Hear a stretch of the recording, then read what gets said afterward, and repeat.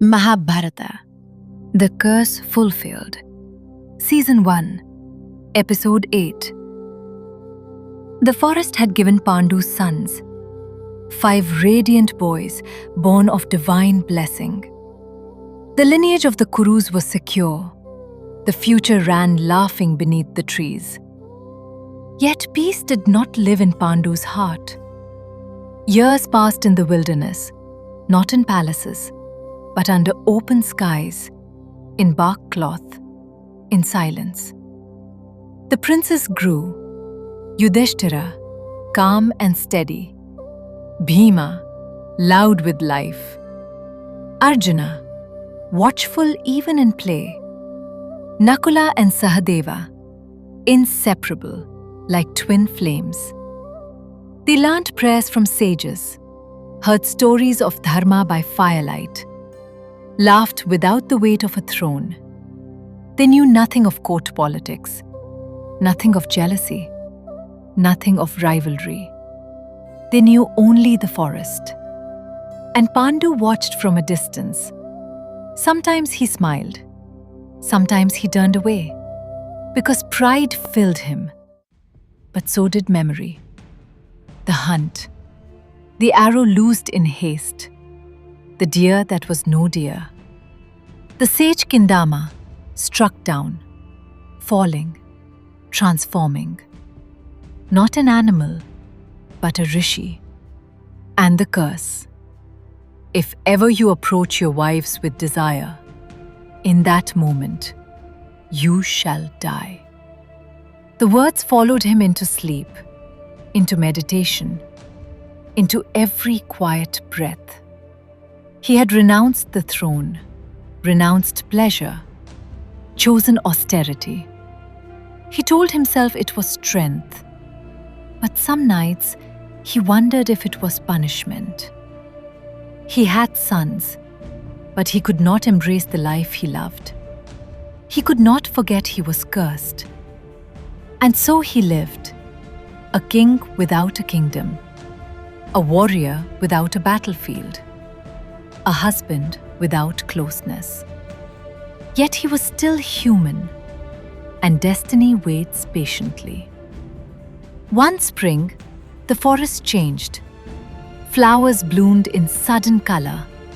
The air grew fragrant and heavy. Birds sang not warnings, but longing. Desire moves quietly, like wind through leaves. That day, Madri walked beneath the trees. A queen turned ascetic. A mother, still young, still alive inside. Sunlight touched her face. Pandu saw her, and something within him trembled. For years he had restrained himself. For years he had conquered impulse. But destiny does not forget. My lord, remember the curse. She spoke with love, with fear, but longing overcame caution. In a single unguarded moment, Pandu reached for her, and the curse awakened. No thunder, no divine sign, only sudden stillness. Pandu fell, silent, gone. A king, not fallen in battle, but in the private war he had fought within himself. Madri's scream tore through the forest. Kunti came running, her sons behind her. Yudhishthira grew quiet, already learning how leaders endure pain. Bhima clenched his fists, as if strength could undo fate. Arjuna watched everything, as if storing the moment deep within. Nakula and Sahadeva clung to one another, confused, frightened. Kunti knelt beside Pandu. She did not scream. She understood. The curse had claimed its due. The rishis gathered. Wood was stacked.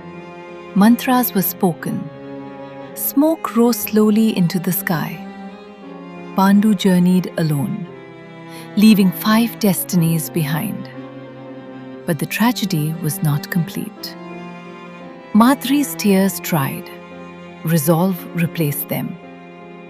"You are stronger," she told Kunti. "You can guide them, all 5. Grief does not argue. Madri stepped into the flames. Widowed, mother of 5, alone. 2 lives ended. 5 destinies remained. The rishis spoke. "These children are princes of Hastinapur. They must return." The forest had been refuge, but refuge cannot become a prison. Kunti gathered her sons.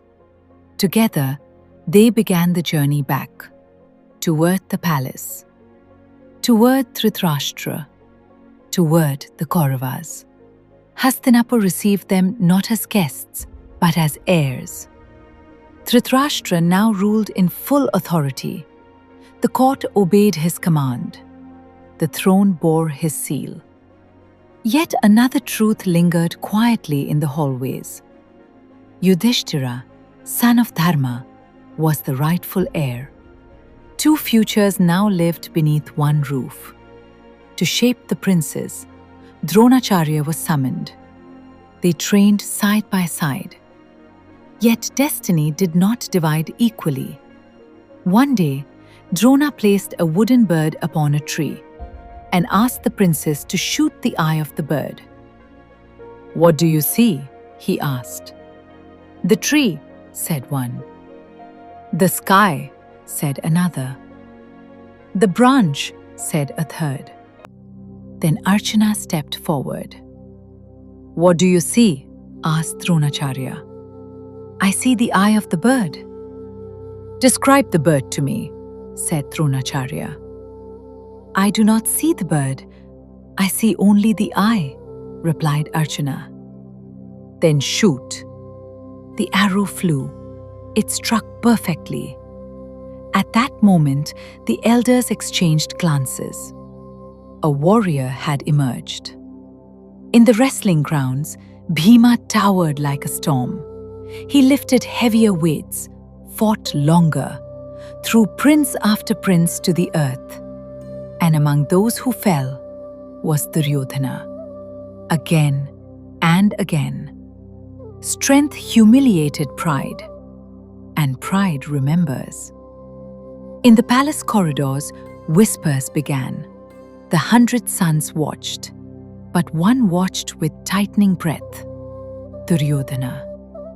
He saw Arjuna praised. He saw Bhima celebrated. He heard Yudhishthira named heir. Each moment carved something deeper inside him. He was the king's eldest son, yet the sons of Pandu stood ahead. In virtue, in skill, in destiny. Jealousy does not roar. It gathers, quietly, patiently.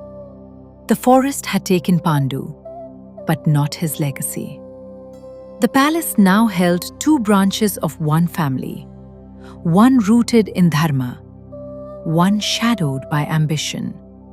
The princes grew together, but not as brothers. And in Duryodhana's heart, a quiet resentment began to breathe. The Mahabharata moves forward, from forest to palace, from innocence to rivalry, from grief to ambition. Not yet toward war, but toward the first true fracture. The game has not begun, but the board is set.